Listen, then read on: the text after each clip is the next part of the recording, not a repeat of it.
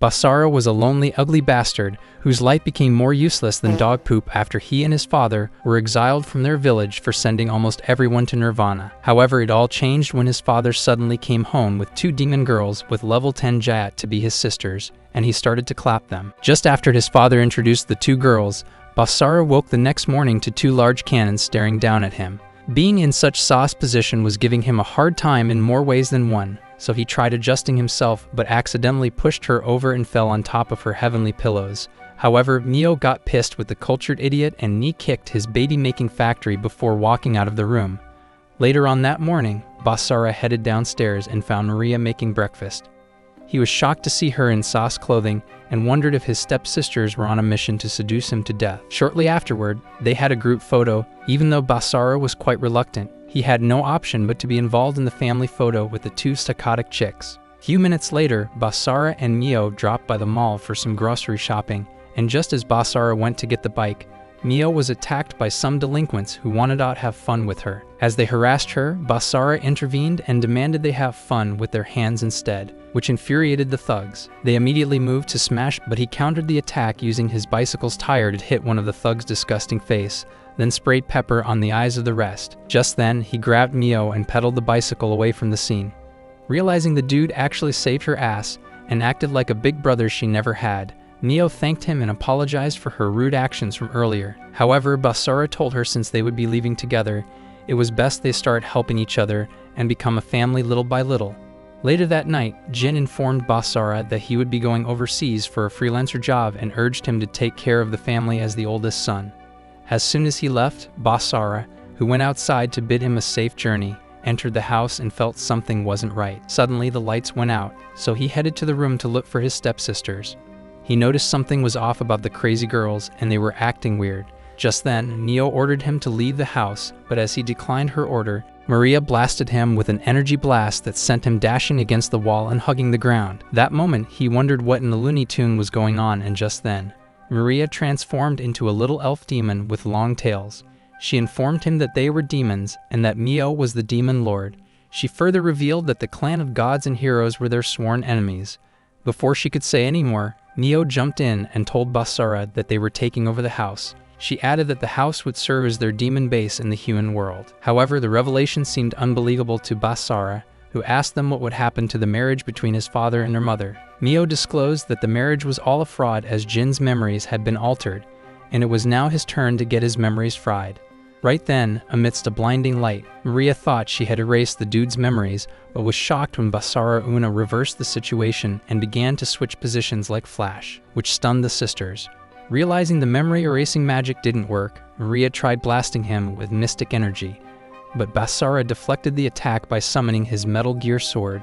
Basara then revealed that he was a member of the Hero Clan, which shocked the girls because they assumed that the Hero Clan were far away in a hidden village. That moment, Basara's metal sword began to emit a fiery flame, and he thought of ending their miserable, deceptive lives, but as he charged at them, he rethought and decided to spare their pathetic lives. He asked them to leave the house and never showed their ugly ass anywhere near him or Jin. Following this incident, Basara called Jin and told him exactly what went on in his absence, and Jin disclosed that he had known about it but just played along, pretending to have his memories wiped. He revealed to Basara that Mio was the only daughter of the demon lord Wilbert, who put an end to the long battle between the demons and the hero clans with his immense powers. However, after all he did, the warlike demons who hated the truce came after his throne, and to keep the threat from coming after his newborn child, he gave the child to humans to raise. On the other hand, Mio and Maria regretted their actions for behaving like insensitive jerks and decided to stop lying to people. Just as they were about to turn a new leaf, they were attacked by phantom mist demons.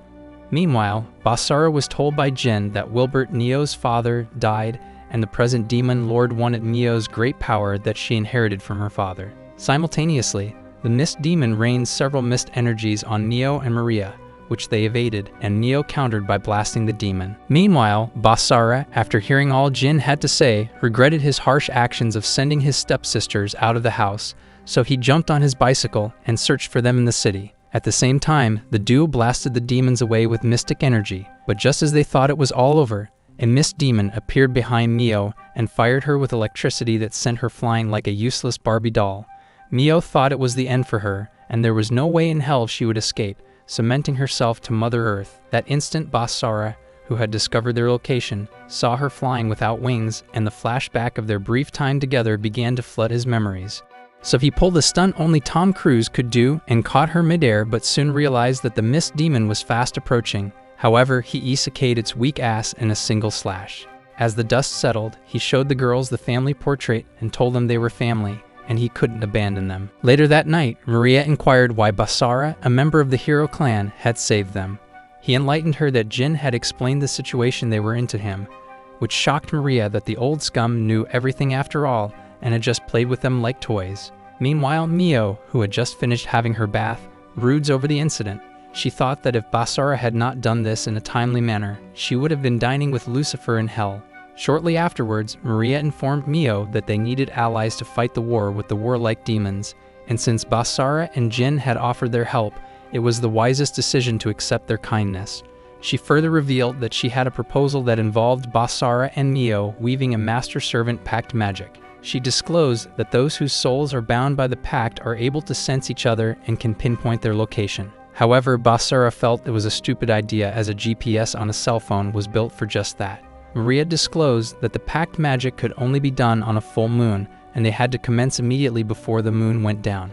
As they commenced, Mio informed Basara that he had to kiss the magic circle that appeared on the back of Mio's hand so he could be the servant and her the master.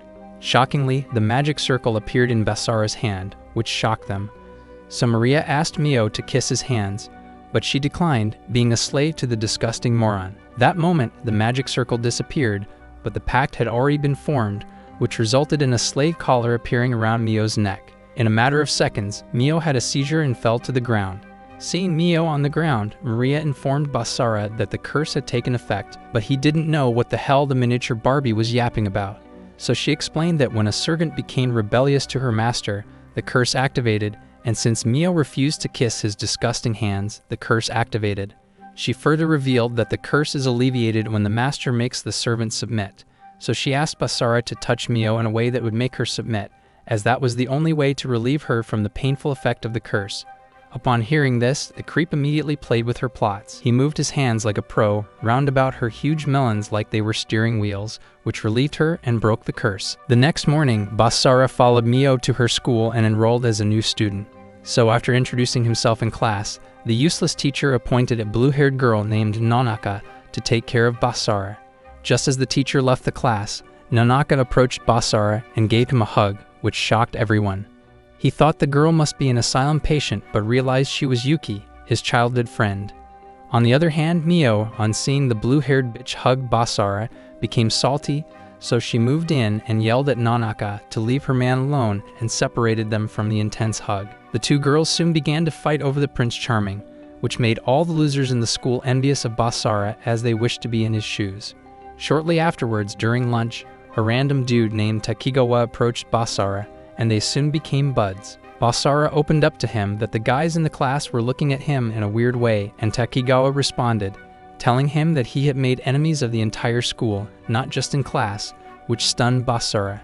He further revealed that both Mio and Yuki were the school's Paris Hilton, and Basara was a top G to have both hot baddies trip over his rees. He added that the boys in the school hated Basara because they were envious of his aura and his chadly behavior. At the end of the school day, while Basara and Mio walked home, they were approached by Yuki, who demanded she talk with Basara alone in private. So they went to the nearest coffee shop to talk, and then she revealed to him that he had changed and was not the same simp she used to know. Yuki added that 5 years ago, when they were kids, she would hug him, and he would reciprocate and even go as far as squeezing her rice cakes, but now he was too much of a Chad to hug her back. Just then, she delivered a shocker and warned him to stop associating with Mio. She further revealed that the hero clan in the village had sent her to observe Mio, but Basara informed her that he already knew all about Mio's story and that she was a demon. However, Yuki revealed that he alone cannot protect Mio and defeat the demons after her. Still, Basara responded, telling her that the demons were after the powers lurking inside Mio, and he didn't need to win, but just to fend them off. Just then, Yuki summoned her sword and slashed a demon behind Basara, and then informed him that if Mio's existence started causing danger to her surroundings, the village would mark her for elimination, and when that happened, she wouldn't be able to show mercy. Later that night, Bashara explained the situation to his sisters to clear things up with Mio's jealousy of Yuki. Hearing all he had to say, Maria then suggested he strengthen his bond of trust with Mio so she would stop suffering from jealousy. In order to strengthen the bond, she instructed they have a shower plot. As soon as they began getting cultured, the dude nearly had a heart attack from too much excitement, so he informed the thirsty girls that he was too hungry and didn't have the strength for this type of activity. The following day in school, Basara slept in class after hammering all night. However, he was jerked from slumberland by Takegawa, who informed him that the teacher wanted him and Yuki to visit the faculty office for the summer break assignment. Seeing Basara and Yuki spend time together made Mio extremely jealous, and she felt she couldn't trust Basara enough, so her slave collar began to glow, and she became dizzy and passed out. Basara grabbed her and rushed her to the infirmary. On getting to the infirmary, the hot nurse named Hasegawa informed Basara that Mio had anemia and needed a bit of rest. The weird nurse then informed Basara that he needed to build up quality allies and also consider who his allies and enemies were when he acted. Shortly afterwards, Basara, while getting a drink from the vending machine, was approached by Takegawa, who asked him if he had seen any monster lurking around. But Basara responded, telling him the only monster he had seen was him with his haunting face. However, the dude kept rambling on. Basara didn't have time for his useless talk and decided to ditch his ass. Suddenly, there was a complete blackout, and Basara noticed demons emerge from the hall. At the same time, in the infirmary, Mio wakes up to find Yuki, who demands that they talk. Simultaneously, Basara faced off with the demons, slashed them like cabbage with his sword, and immediately dashed to the infirmary to check on Mio. On getting to the infirmary, he didn't find her, so he decided to look for her and scan the entire school. Meanwhile, as Yuki and Mio talked on the rooftop, Yuki ordered her to leave Basara, but Mio declined, insisting they were a family and Basara had vowed to protect her. Hearing her words angered Yuki, who summoned her energy saber and then blasted her with mystic energy, which she parried. Just then, Mio launched a vortex at her, and the two began attacking each other. After a while of fighting each other, Yuki halted the fight and informed Mio that Basara found it difficult even to wield a sword, and that letting him fight for her was cruel. She added that 5 years ago, in order to save the Hero Clan village, Basara escaped half the population of the village, which was the reason why Jin and Basara were exiled from the Hero village. Meanwhile, Basara, who was still searching for Mio, decided to use the Master Servant Pack GPS to locate her. So on getting the location, he dashed to the rooftop and found the girls charging at each other. He immediately scolded them for being morons and engaging in a pointless fight. Right then, Takegawa appeared above them, donning an evil mask, and revealed that he was the mastermind behind the demons who appeared in school. He further revealed to Mio that Basara had been fighting demons every night till dawn for her sake, and that's why the dude had been dozing off in class. That instant, Basara had heard enough, so he unleashed his energy saber and jumped high to annihilate the scrawny, ugly dude, but Takegawa slashed him before he could even get to him. Before Basara could regain his composure from the attack, Takegawa summoned a demon behind Mio. As the demon tried impaling her with his sword, Basara intercepted the attack and got impaled instead, splattering blood everywhere. Seeing Basara injured, Yuki became enraged and sliced the demon. She immediately charged at Takegawa and tried attacking him, but he evaded her attack. That moment, Takegawa mocked Mio, telling her Basara got severely injured as a result of her decision. He informed her that involving others in her fight would only get more people hurt. Later that night, the girls treated Basara at home, and Mio couldn't stop thinking about what Takegawa had mentioned, so she excused herself and left her room. Shortly afterwards, Basara became conscious, which made Maria wonder how he could recover so fast and thought he was the bravest man alive, but so was the cameraman. However, Basara revealed to her that he could be so strong because of the rigorous training he had to endure in the village. Still in the feeling, he decided to tell her the story of his life. Years ago, he was the strongest and brightest star in his village. But one day, while they were training, they got a message from one of the villagers that Seto had taken the sacred sword from a fellow villager. He added that the dude had been possessed and planned on attacking the village. Moments later, Seto attacked the village and even went after the children. Just as the deranged maniac was about to end Yuki, little Basara interrupted with his immense power. He caused a powerful explosion that vanquished the enemy and destroyed the ground. Basara was worried sick about Mio, so Maria suggested she look for her. On getting to her room, she discovered the nutcase wasn't there and had escaped. Meanwhile, deep in the forest, Mio linked up with Takegawa in a bid to fight her battles alone and not keep hurting people. That instant, she tried fighting the masked Creek by hurling energy blasts at him. Still, her attacks were very useless as Takajiwa summoned a mighty fiery shield that deflected all her attacks. Realizing she was weak and couldn't defeat Takegawa, she decided to give up and surrender, pleading with him not to lay a hand on Basara and the others. So Takegawa bound her hands using an evil mist and was about to teleport her to the demon realm. But suddenly, he was hit by a mystic energy slash. Right then, Yuki appeared and started to slash him with her blade. She unleashed her hero armor suit and lunged forward with her oppression. She slashed at him multiple times even though he created a spiritual barrier that blocked all her attacks. In a last-ditch effort, she slashed, and the barrier shattered, leaving the freak open and vulnerable. He wondered how she was able to destroy the barrier, and she told him she had slashed multiple times at a particular spot, which made the barrier weak. On hearing her, he felt Yuki was a badass, so as she was about to land the final blow that would give him a permanent residence in hell, Takegawa narrowly evaded the attack and leaped high to a tall building. At that moment, Takegawa decided to launch his oppression campaign, so he blasted Yuki with electricity and unleashed spheres of energy blast that rained on her. With all the attacks she had managed to endure, she became exhausted but determined to keep fighting. Takegawa, hoping to bring an end to the fight, summoned a mighty sphere of energy blast and hurled it at Yuki. That instant, she saw her life flash before her eyes, but Basara arrived just in the nick of time to save her ass, and using his blade, he vanquished the mighty sphere. Just then, Basara charged at the nuisance, but Takegawa fired another mighty sphere, and Basara sliced the sphere using the banishing shift technique that renders all forms of attack meaningless. Basara was finally able to shatter the sphere, which gave Takegawa a total shock. Even though the attack injured him, Basara charged at Tokugawa and unleashed a barrage of attacks at him. Still, Tokugawa managed to evade his attack and summon balls of energy blasts, which he fired at him. Basara slashed through the balls unfazed and attacked him, but the moron wouldn't stop rambling, so Basara yelled at him to shut his disgusting mouth. In a turn of events, Tokugawa grabbed Basara's neck, but Maria materialized from nowhere and landed a powerful blow that shattered his defense mechanism, leaving him open and vulnerable. Basara utilized the opportunity and sliced his guts multiple times, which neutralized the threat temporarily and freed Mio from the mist shackles on her arms. Just as they thought it was all over, a phantom mist demon appeared behind them in a split second and stabbed Basara in the guts. Thinking her plot master had finally met his demise, Mio screamed in rage and unleashed her dormant powers, vanquishing the phantom mist demons instantly. Basara realized Mio was finding it difficult to control her powers, so before she blew herself up, he decided to help her even though she insisted he save himself. He used the banishing shift technique to discern the root of a power going out of control with the hope of eliminating it. So he blasted and freed her from the overwhelming power. Several weeks later, they recovered from the injuries sustained and went back to school.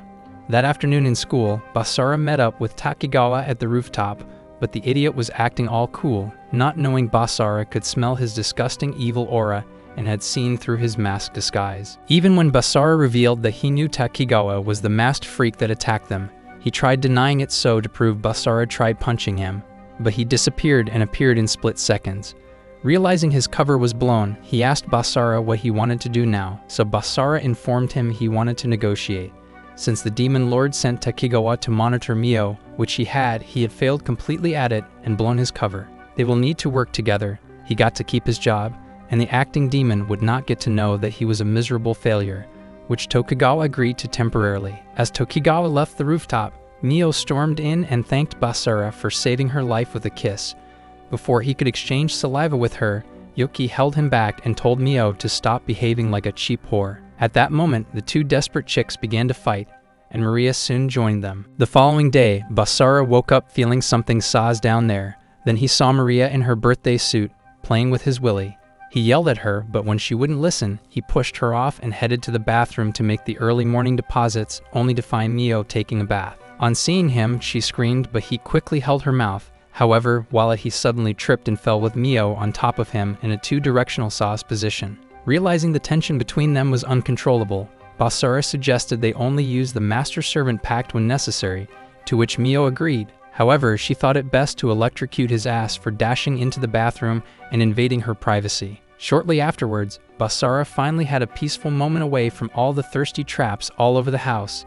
Just then, he felt someone caressing his hair, and as he turned, he found harem member number 3 in the bathroom, ready to develop plot.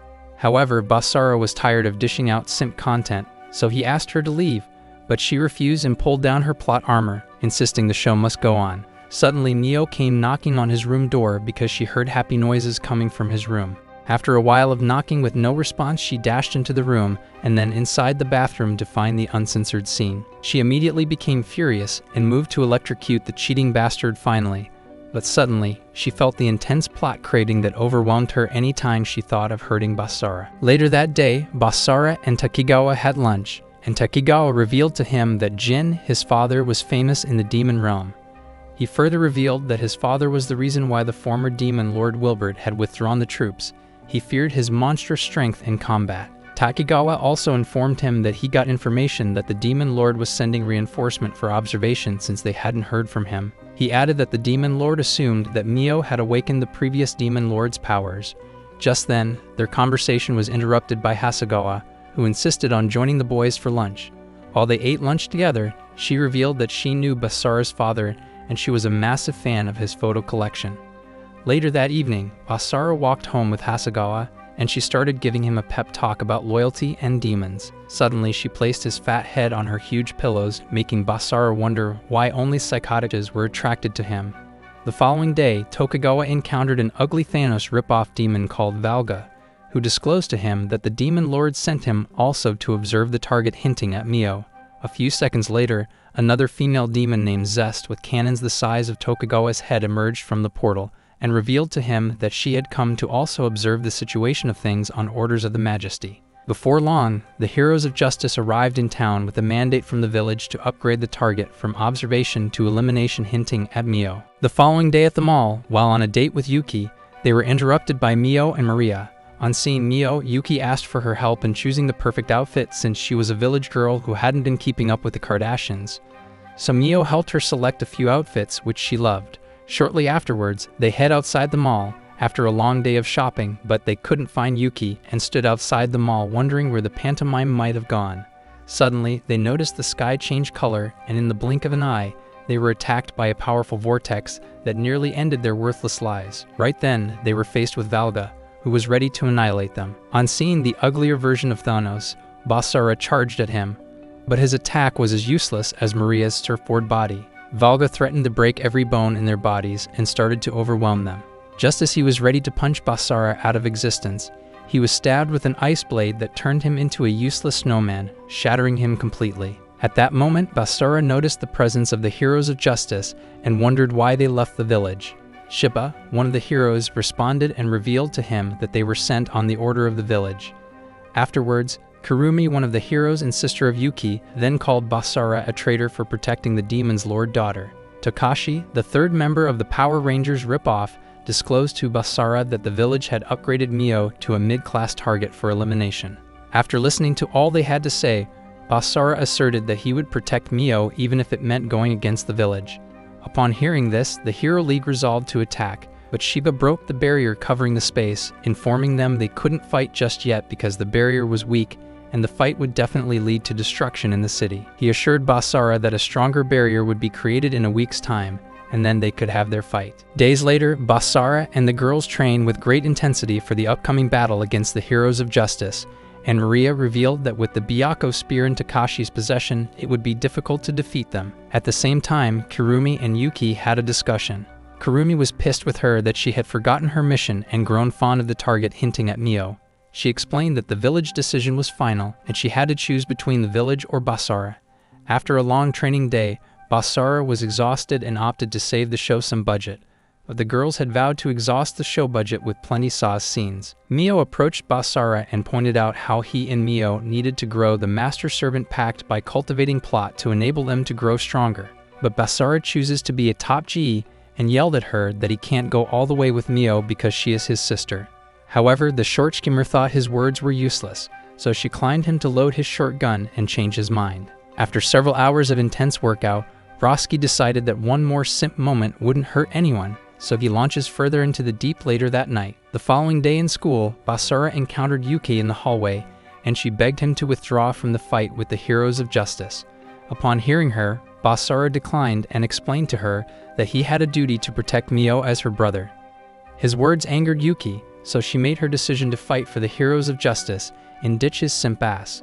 Later that night, Basara and the girls arrived at the location of the battle and found Shiba and the heroes team already ready for the battle. At that moment, using the power of the Byakuya, Takashi cast a barrier to prevent interference. The fight commenced with both parties attacking each other. Basara fought against Kumuri, while Maria and Mio fought with Takashi.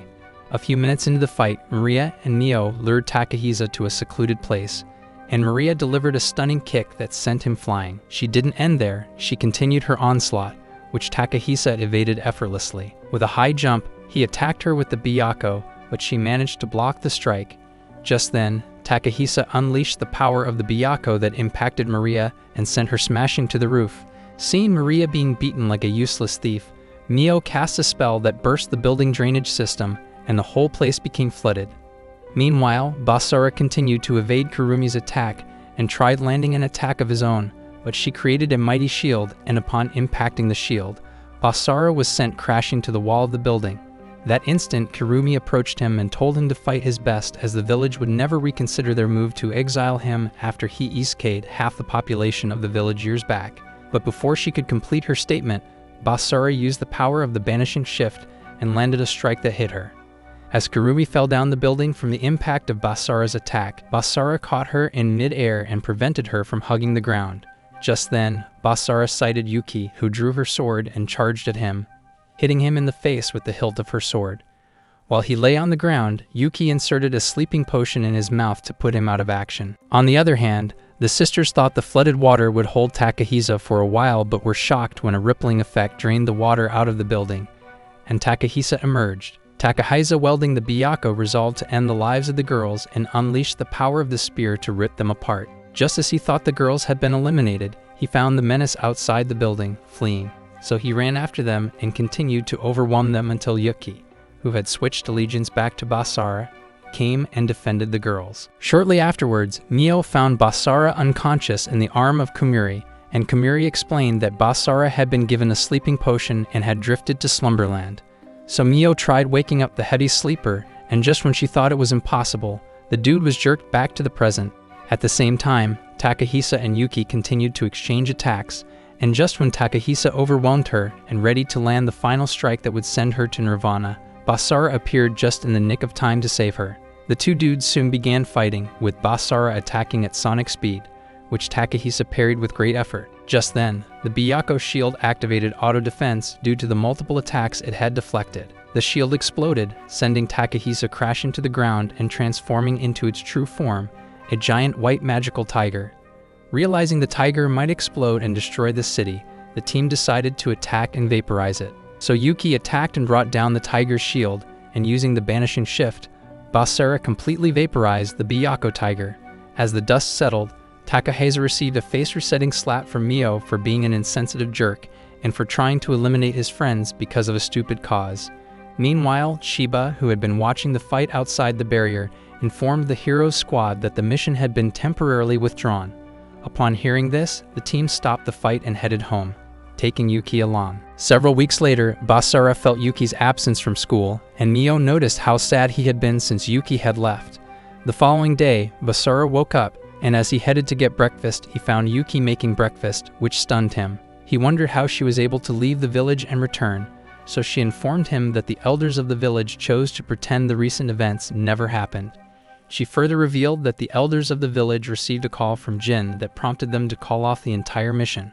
Upon hearing that, Basara wondered what kind of deal Jin must have struck with the elders to have called off the mission. A few minutes later, Mio and Maria entered and found the pervs in a saw's position.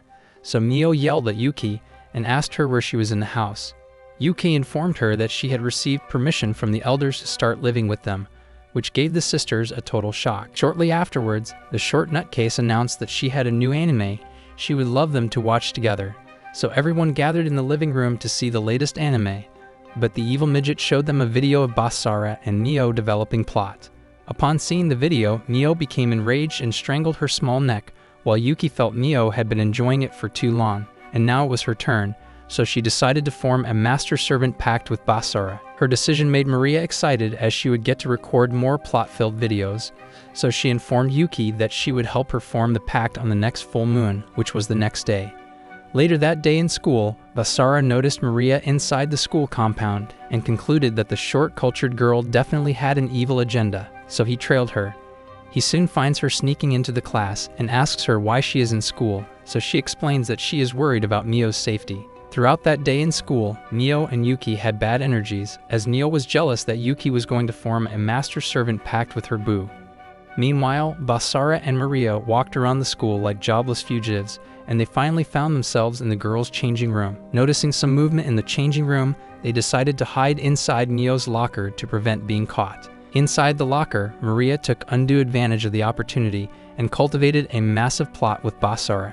A few minutes later, Mio arrived in the changing room, and as she opened her locker, she found the disgusting nutjobs having a fun time inside, which stunned her, so she closed the locker to avoid attention from the other random girls. After the side characters left the changing room, she demanded the mental case, and the creep came out of the locker. As they came out, she asked for an explanation from the freaks, but before they could explain, the master-servant curse overwhelmed her and caused her to experience intense plot cravings. So to counter the effect of the curse, Maria suggested that Basara go all rough with Mio this time so as to enhance his combat capabilities. So Bro took her to the shower and developed plot with her again, instantly enhancing their combat abilities. At the end of the school day, the team couldn't find Maria, so Basara went in search of her and suddenly saw her having a conversation with Takegawa.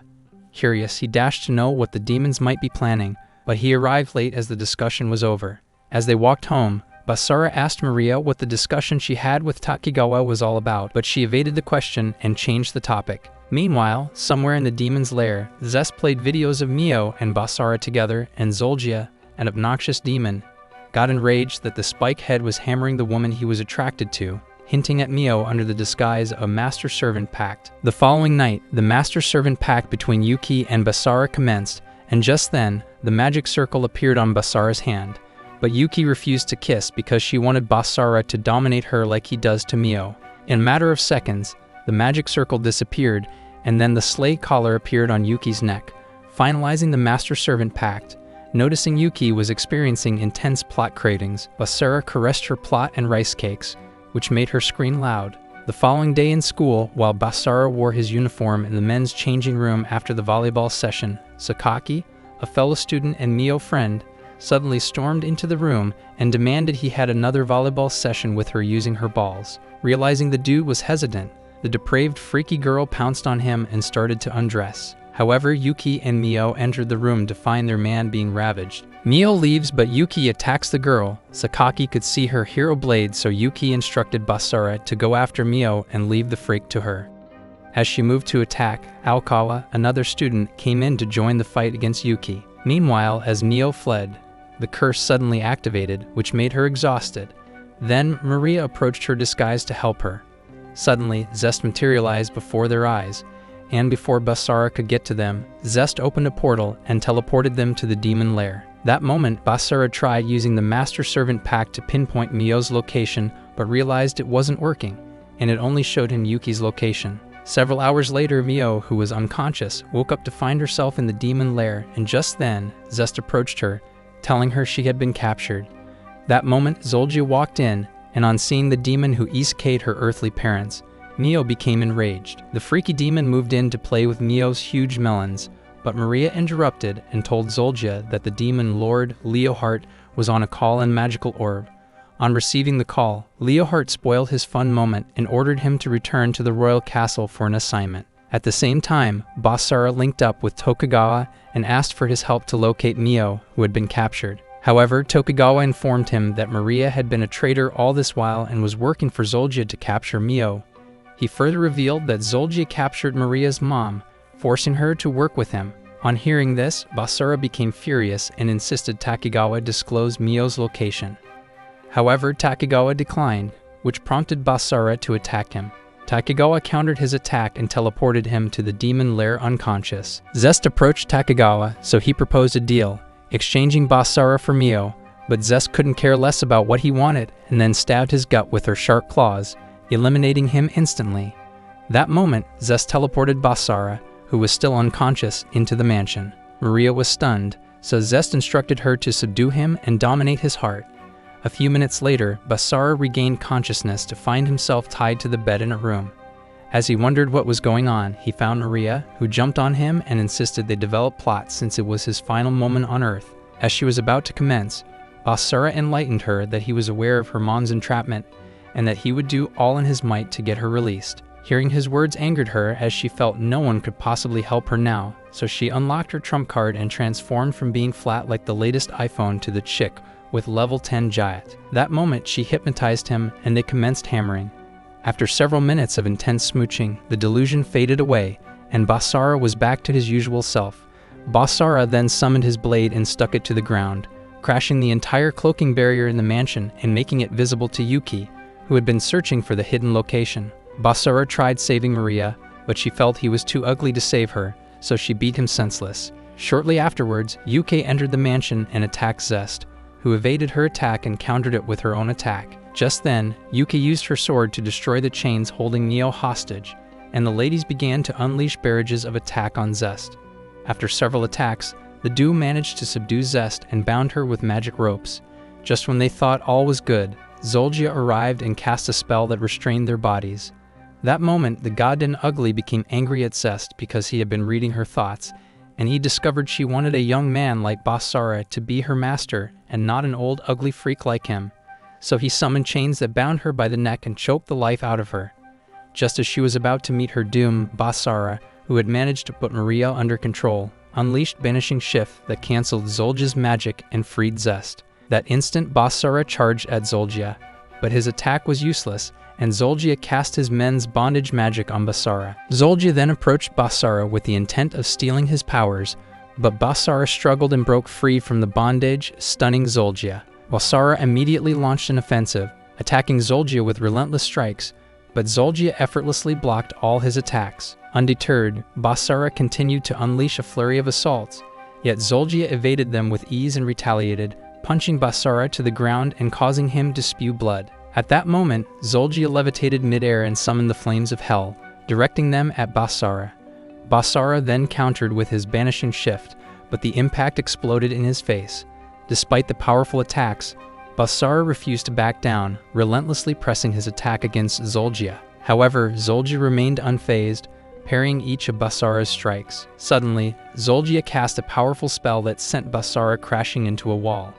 Zul'jah attempted to dominate Basara's mind, but Basara resisted fiercely. That instant, Maria intervened, trying to assist Basara, but Zul'jah cruelly showed her a video of her imprisoned mother, attempting to manipulate her emotions.